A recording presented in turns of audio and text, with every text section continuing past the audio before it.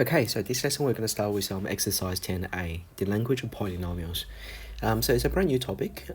So before we actually start with this, I just want to let you know, what's going to be involved in this chapter.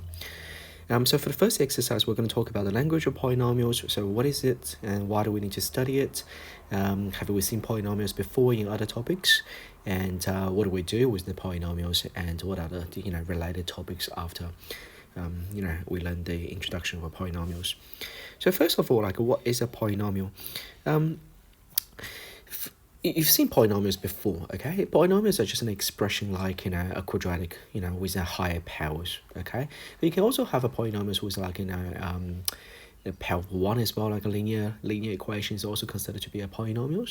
So basically, a polynomial is an expression in the form of px equals to an x to the power of n plus an minus 1, x to the power of n minus 1, plus an minus 2, x to the power of n minus 2, plus dot dot dot dot dot. And as you can see, this pattern continues until you have a2x, a1x, and a0x, okay, or a0, okay. A0 just like in a constant term at the end. Now with this one here, there's a couple of language that you need to understand about the polynomials. First of all, that you're very familiarized with the term, leading term and the leading coefficient. So this an is actually called the leading coefficient. You need to understand the terminology really well. Otherwise, when it comes to the question, they can say, oh, what is a leading term? What is a leading coefficient? They can also give you something like, the degree of the leading term is equal to 3. So if you don't know what's a leading term, then obviously you can't really do the questions there. The first term here is actually called the leading term. Alright, now you need to also remember this. Leading term is not really just the first one. Leading term is the term with the highest power of x.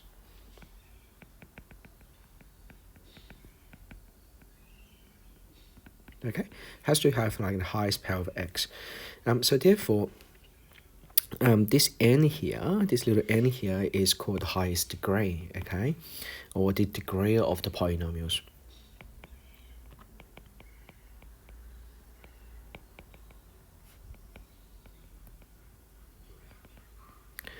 Alright, so if it's a quadratic, then the highest degree is equal to 2, so we can say that's a degree of 2 polynomial function or equations. Depends on, or expression, depends on which one is you have. For the rest of the terms here, as you can see here, it's following this pattern here, where you can see the power of x decreases by 1 each time. Now remember this, you don't always have to have a polynomial where the power is just decreasing like this fashion. So x to the power of 2, x to the power of 1, and x, and a constant term. You don't always have to have a polynomial like that at all, okay? You can have a polynomial where it is just starting with x to the power of 7, that's a degree of 7 polynomials, and then certainly it just dropped to a degree of 4. That's fine as well, okay? They're just missing terms in between. All right, so the next one you need to know is the last one is actually called the constant term. Okay, so this is actually pretty, you're pretty familiarized with this one here. It's a constant term. All right. So now, this is just a very basic style of polynomials. Now, the next thing you need to understand about the polynomials is for the powers here or the degree here, it has to be an integer, okay, and it has to be a positive integer, so you can't have a negative integer as well. So you can have negative powers. It has to be a positive integer as power, okay. So let me just show you some examples of the polynomials.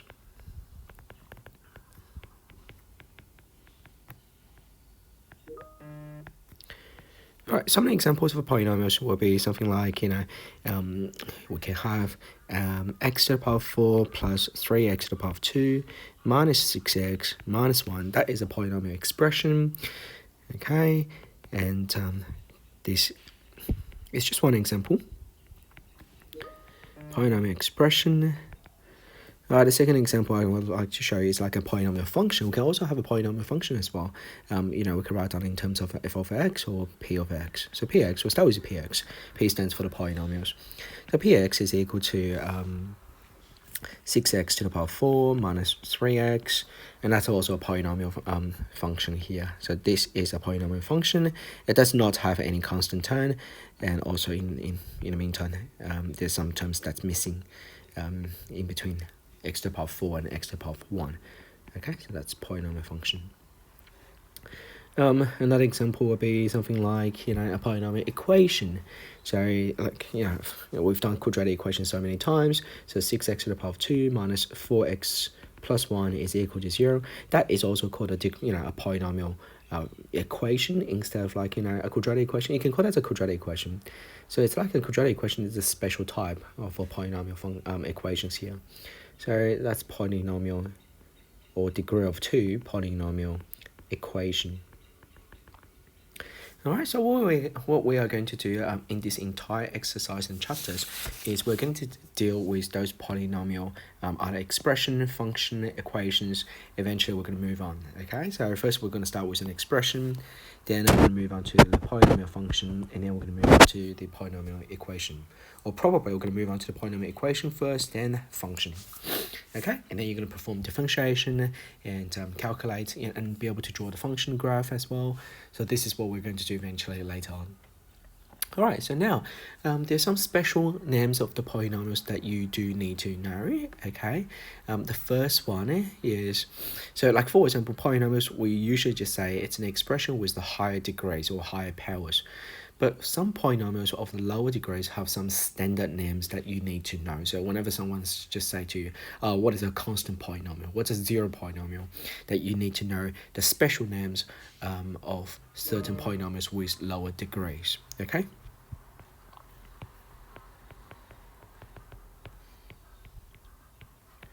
Alright, so special names of a polynomial. Okay, with lower degrees. Okay? Alright, so the first one here is actually called the zero polynomial. So I'm going to use a different color here, make that pretty.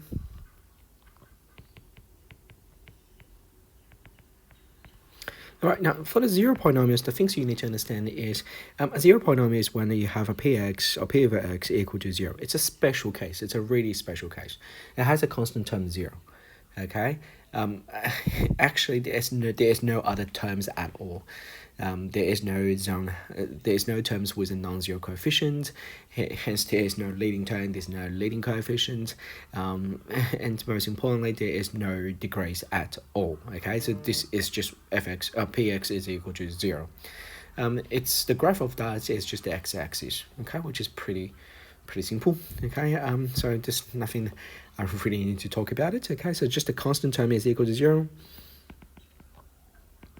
No leading term, no leading coefficient, no powers at all. Whether it's useful in exams or not, I would say probably not. You just need to understand the name of the polynomial, equation or function.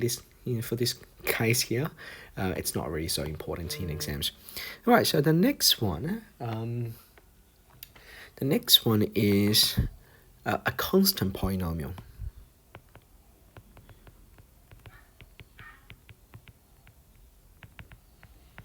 Right, now with a constant polynomial, it's very similar to the previous case.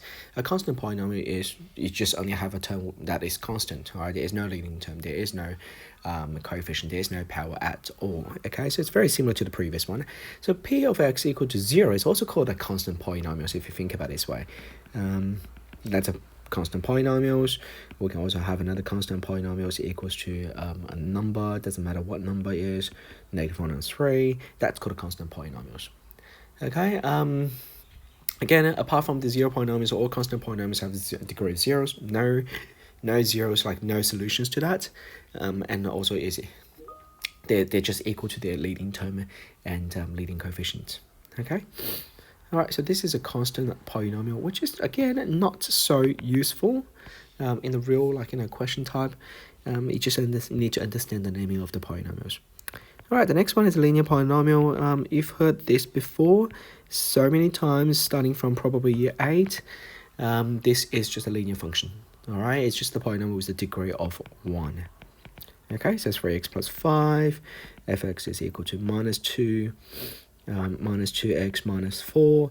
This is just a polynomial with a degree of 1.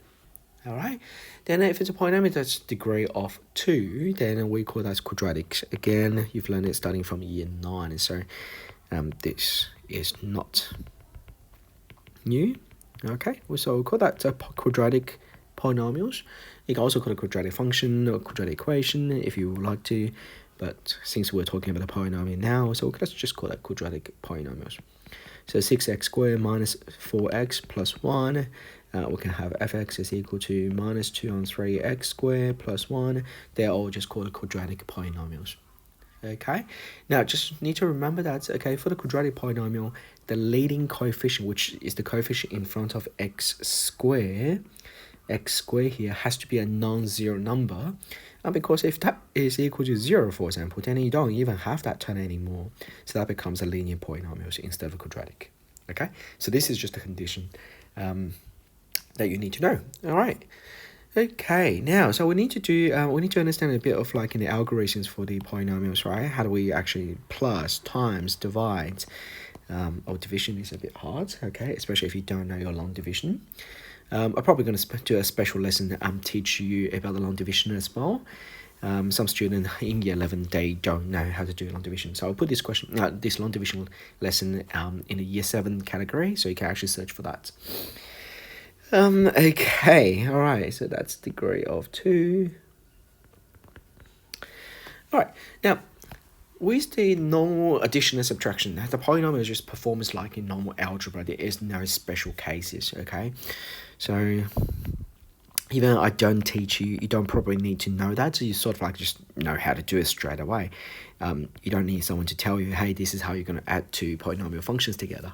So for example, if you have like an addition and subtraction polynomials, so fx is equal to 3x squared plus 6x minus 1, and gx is equal to 4x to the power 3 plus 6x squared minus 4x minus 1.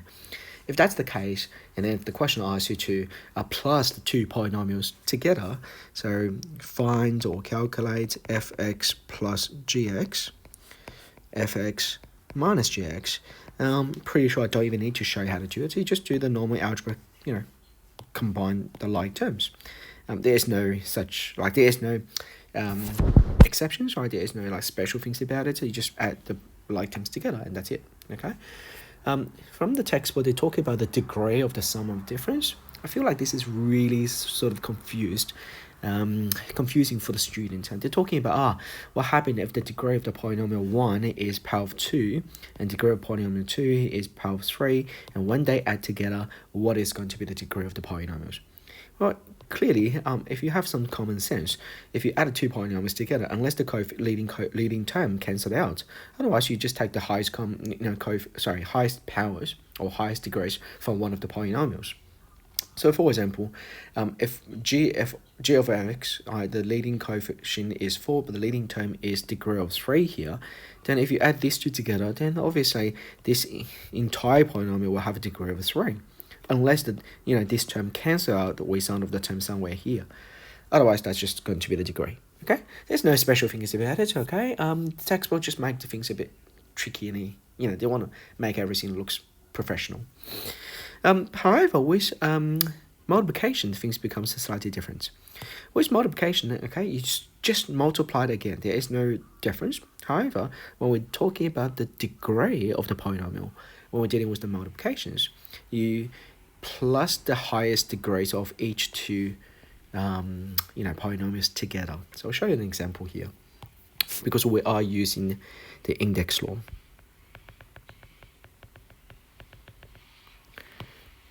Right, so if you have like fx is equal to x to the power of 6 plus 4x plus 1, g of x is 2x squared minus 6x minus 1. Okay, if that's the case here, we've got two polynomial function, and the question asks you to find fx times by gx. All right, so just by looking at it, the highest degree here is 6. That's a degree of 6 polynomial function. That's a degree of 2 polynomial function.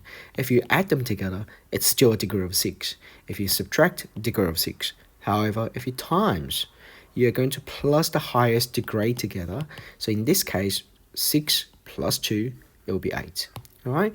The reason is you're going to remember if you times them, you're going to use your index law to expand these two sort of like factors. All right.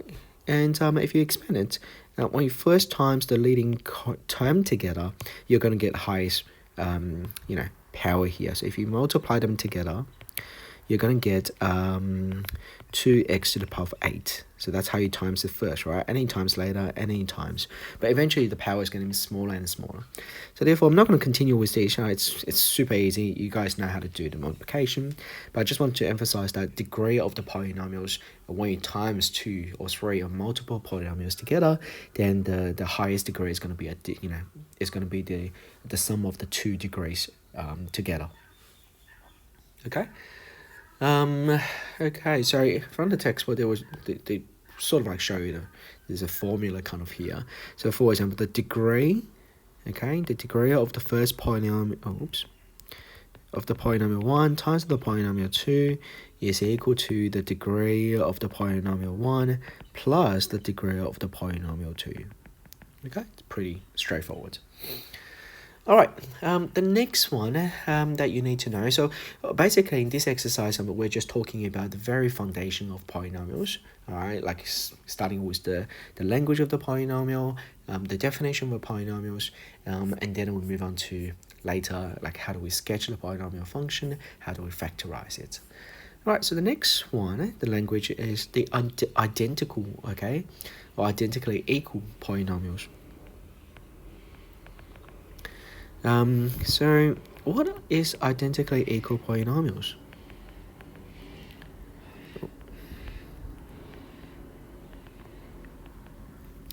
Well, based on the words here, identically equal polynomials means the polynomial, fx or gx, they must be equal to each other. They're just exactly equal to each other.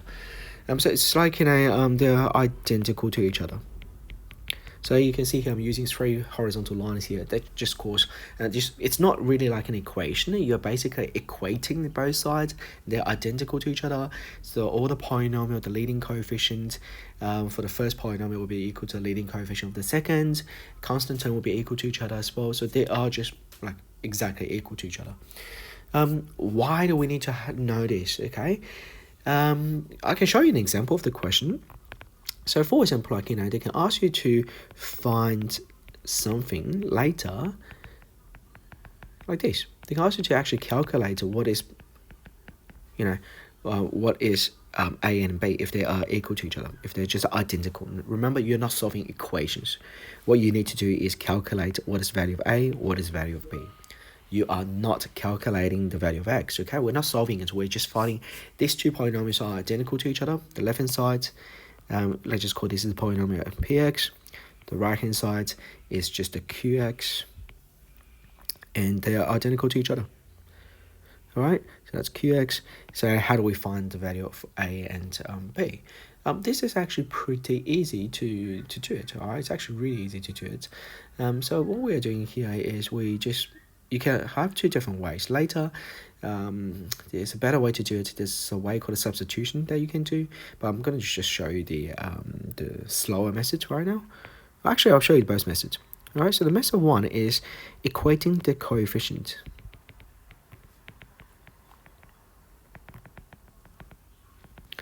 Okay, equating the coefficients. So you get like an x to the power 4 plus 1 is equivalent to, now you just need to expand this. Okay, keep expanding. There is no trick part. All right, just keep expanding. X to the power 4, b x to the power 3, x2, a x to the power 3, ab x squared plus ax plus x squared plus bx plus 1. Oh my god. Okay. All right, once this is done, then you need to equating the coefficient. So it's actually pretty tricky here. What you need to do is combine the like terms, of course. Okay, so these are the like terms here, so I'm actually combine them together. So that gives you a plus b x to the power 3, and then let's have a look at the other like terms. This one, and that one there. If I didn't make any stupid mistake, it will be 2 plus a x to the power. Oh. Yes, I did make a stupid mistake. Oh, no, I didn't. What I'm doing? 2 plus ab x to the power of 2. Yes. All right. Do we have another one here? Yep, we've got another one, and then that becomes a plus b and x plus 1. All right. So once this is done, then you just need to equate in the coefficient. Now, what does that mean by coefficient? Well, it's the coefficient in front of the x square, x the coefficient in front of x to the power of 3, x to the power of 4, x to the power of 1. So what we need to do is identify the coefficient here. The coefficient in front of x to the power of 4 is already equal to each other. That's just equal to invisible 1 there. And then the problem here is there is no other terms apart from the constant term. So that means the coefficient here, there, and there, they're all equal to 0. All right, none of the terms exist. Okay, remember, none of the terms here exist. They're all equal to 0, which means the coefficient equal to 0. So that means a plus b is equal to 0 for the first one. The second one is 2 plus ab is equal to 0. The third one is a plus b equal to 0. It's again, all right, same thing. So now you should be able to solve the simultaneous equation. That's equation 1, that's equation 2. So a is equal to minus b. Okay, so 2 minus b squared is equal to 0. B is equal to plus minus square root of 2. So a is equal to plus minus square root of 2 as well. All right. Okay, so what does that mean? That just means when a is equal to square root of 2, b is equal to minus square root of 2. All right, when b is equal to square root of negative square root of 2, so when a is equal to negative square root of 2, then b is equal to a positive square root of 2. All right, now you can obviously check the answers by substituting this back into the right hand side, and then you expand, and hopefully you get the answer. All right. All right, so this is the method where you actually equating the coefficients. I never like to do this question this way, all right, just because I feel like this method is so, long, as you can see here. You have to expand each term by term, and then you have to, equating each coefficient together, solve a simultaneous equation. No. Okay, so the method I would like to use is actually called the substitution method. By the way, you need to know both methods because substitution method not always work. Okay, it depends on question. All right, not every single time the substitution is gonna work.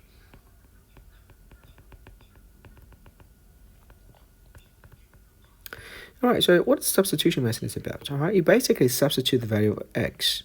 So somehow you find some special x that you substitute, so you can cancel the x and leaving just the a and b. Okay, this is the idea. Okay, so it's like, for example, you sub x equals to 1. So on the left hand side you get 2. The right hand side, if you substitute x equal to 1, you end up with a plus 1 and b plus 1. All right, so if you expand, it's not a very good demonstration of substitution method using this question. Because people will say, hey, this is not that easy. As you can see, I've got that expression here. Then you're going to substitute another value inside. Again, I'm just saying this is probably not a very good idea, okay, to use the substitution method for this particular question. But trust me, for other questions, substitution is much easier, especially later when dealing with an extension to partial fraction. Majority of the time you are using substitution. Okay, so 2 is negative a plus 1, negative b plus 1. Actually, oh yeah, that's all right. So then 2 is equal to ab minus a minus b plus 1. So therefore, ab minus a minus b is 1. So that's another expression here. Okay, and then you should be able to solve this one simultaneously to get the final answer. But anyway, as I said, you will... do I get the right answer here? Don't even think this is correct. Okay, is that right? Oh, the only way to figure out is we actually do the question. So if we do the question, is equal to half. Maybe I didn't even do right for the first one. Okay, is square root of 2 the right answer? I'm actually questioning myself this time, because it looks like, if you substitute this one inside, the root 2 times by negative root 2 is minus 2. That's minus 2. And then minus square root of 2 plus square root of 2 is not equal to 1. It's equal to, well, they're not equal to each other. Okay, now I'm questioning myself about the equating the coefficient part. Alright, well, the easiest way to do that is redo the question again, but this time I'm going to slow down. Yep, quite embarrassing to make a mistake. Alright, here. Alright, so x to the power of 4 plus bx to the power of 3 plus x squared plus ax to the power of 3 plus okay, yep, plus abx squared plus ax plus x squared plus bx plus 1. Alright, hopefully this time is right. X to the power of 3, x to the power of 3. So a plus b, x to the power of 3. x2, x2, x2. That's 2 plus ab, x to the power of 2. And the last one is a plus b. Very strange. Okay, it looks like it's the same as before. Okay. So 2 plus ab is also equal to 0. Okay, so a does equal to square root of 2, and b is equal to minus square root of 2. And vice versa, you can have a equal to minus square root of 2, and b is equal to minus square root of 2. Alright, that's really interesting now, okay, because I think I made... Oh, no, I made a mistake. Oh, gosh. I made a mistake with the substitution there. When you substitute 1 inside, I also need to substitute 1 here. So 1 plus 1 is 2 instead of 1. That's where I made a mistake. Okay. Very embarrassing, making that stupid mistake here. That's supposed to be a 2 and 2. So in that case, you're going to have 2a, 2b, and that's a 4 here.